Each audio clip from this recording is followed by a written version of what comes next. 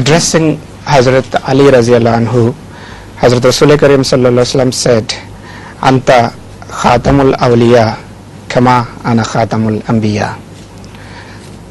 We translate the word Khatamul Anbiya to be the best of the prophets. The question is whether Khatamul Awliya also means the best of the awliya. Evidently.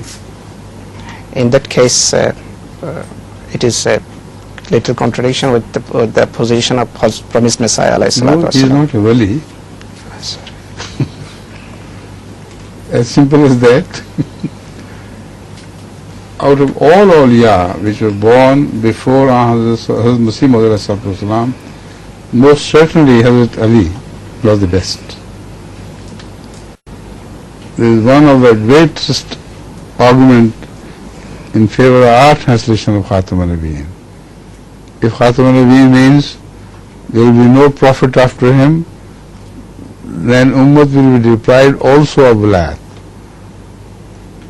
This would mean, oh Ali, I am the last of prophets and you are the last of Wali.